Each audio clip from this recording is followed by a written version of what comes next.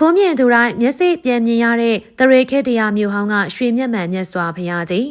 နေပညာတွေတဟုန်တိုးတိုးတက်နေတဲ့သိပ္ပံခေတ်ကြီးထဲမှာရွှေမျက်မှန်တက်ထားတဲ့ဘုရားကြီးကိုဖူးလိုက်လို့မျက်စိဝေဒနာရှင်တွေအလင်းပြန်ရတယ်လို့ပြောမယ်ဆိုရင်အားလုံးအံ့အားသင့်သွားကြလိမ့်မယ်လို့ထင်ပါတယ်။ကြားရတာမယုံနိုင်စရာကောင်းပေမဲ့ဒီလိုဘုရားဖူးတာနဲ့မျက်စိပြန်မြင်ရတဲ့ဖြစ်ရပ်တွေဟာတကယ်ရှိခဲ့ပြီးတရေခေတ္တရာမြို့ဟောင်းကရွှေမျက်မှန်ဘုရားကြီးဟာဆိုရင်တော့ဒီနေ့အထိဂုဏ်သတင်းကြီးနေစေဖြစ်ပါတယ်။ဒါကြောင့်ဒီနေ့ရဲ့ရွှေဘို channel ဗီဒီယိုမှာဆိုရင်စက္ခုအလင်းရောင်စုတွေနဲ့ပြည့်စုံနေတဲ့တရေခေတ္တရာမြို့ဟောင်းကရွှေမျက်မှန်ဘုရားကြီးအကြောင်းကိုတင်ဆက်ပေးသွားမှာပဲဖြစ်ပါတယ်။ဇလန်းကိုစရမယ်ဆိုရင်တော့ပြုခင်နောင်ကာလာတခု BC 900စုခန့်မှာဒုရပောင်မင်းကြီးဗေဒနိုးမိဖုရားနဲ့စန္နာဒီဝီမိဖုရားတို့ဟာရွှေနက်တောင်ဇေဒီမြတ်ကြီးကိုဖူးမြော်ပြီးတော့ပြန်အခုတဲကုန်းလို့ခေါ်ဆိုတဲ့အရက်မှာခရီးတစ်ထောင်ညအိပ်ရနာခဲ့ပါတယ်။ဗေဒနိုးမိဖုရားကြီးဟာအဲ့ဒီနေ့ညမှာပဲသူတို့တဲခိုရနေရာရဲ့အနောက်မြောက်ယွန်းယွန်းအရက်မှာဗုဒ္ဓရုပ်ပွားတော်တဆူကိုဖူးမြော်ရတယ်ဆိုတဲ့ထူးဆန်းတဲ့အိမ်မက်ကိုမြင်မှာပါတယ်။အဲ့ဒါနဲ့မနက်မိုးလင်းတော့ဒုရပောင်မင်းကြီးထံအိမ်မက်အကြောင်းလျှောက်ထားခဲ့တဲ့အခါ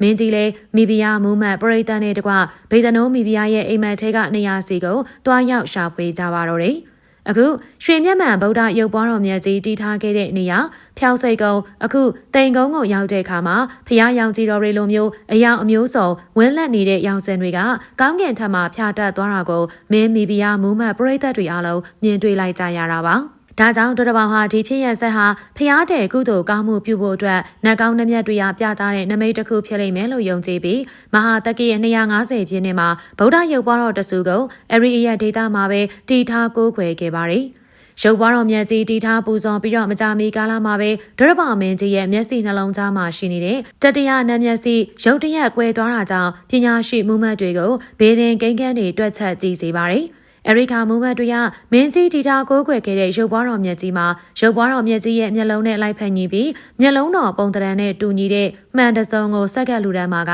မင်းကြီးရဲ့နတ်မျက်စိအလင်းရောင်ပြန်လည်ရရှိမှာဖြစ်ကြောင်းရှောက်ထားကြတာကြောင့်မှန်တစုံကိုဗုဒ္ဓရုပ်ပွားတော်မှာချက်ချင်းဆက်ကပ်လူတန်းလိုက်စဉ်တခဏအတွင်းမှာပဲဒုရပောင်မင်းကြီးရဲ့နတ်မျက်စိအလင်းပြန်လည်ရရှိလာခဲ့ပါတယ်။အရိချင်းကစပြီးရွှေမျက်မှန်ရုပ်ပွားတော်ကြီးဖြစ်တဲ့လူသိများလာခဲ့တာပါ။မြန်မာတက္ကသိုလ်1229ခုနှစ်မတိုင်မီကုန်းမောင်ခေတ်ကာလမှာသာသနာရေးဂိုင်းကဏ္ဍတွေအသင်းခွဲပေါ်ပေါက်လာတာကြောင့်သာသနာတော်တည်တံ့ပြန်ပွားစေခြင်းအတွက်ရွှေတောင်မြို့သားကြီးဇေယနန္ဒမိတ်ကဗုဒ္ဓရုပ်ပွားတော်မြတ်ကြီးကိုပြန်လည်ပြုပြင်ပြီးတော့ဒရပောင်မင်းကြီးလှူဒန်းခဲ့တဲ့မှန်တစုံကိုခြုံငုံပြီးရွှေသားတည်ရှိတဲ့မျက်မှန်တော်ကြီးဖြစ်နေပြုပြင်မွမ်းမံတက်ဆင်ပူဇော်ခဲ့ပါတယ်။မျက်မှန်ဖျားကြီးဟာအခုခါမှာညံတော်အတောင်20ခန့်မြင့်ပြီးရုပ်ပွားတော်ရဲ့မျက်နှာ3ပုံတစ်ပုံခန့်သာအရွယ်ရှိတဲ့ရွှေမျက်မှန်ကြီးကိုတက်ဆင်ထားပါတယ်။မျက်မှန်တော်ကြီးမှာတစ်ဖက်မှတစ်ဖက်အထက်အောက်ခွင်းကျဲလက်မ20စီရှိကအလျား22လက်မရှိပါတယ်။ခဲဆက်ဆက်မျက်စိဝေဒနာရှင်တွေကရုပ်ပွားတော်ကြီးရဲ့မျက်မှန်တော်ကိုပြုပြင်လှူဒန်းတန်းဆင်တဲ့အနေနဲ့မျက်စိယောဂါတွေကိုတတ်တာပြောက်ကဲနေလို့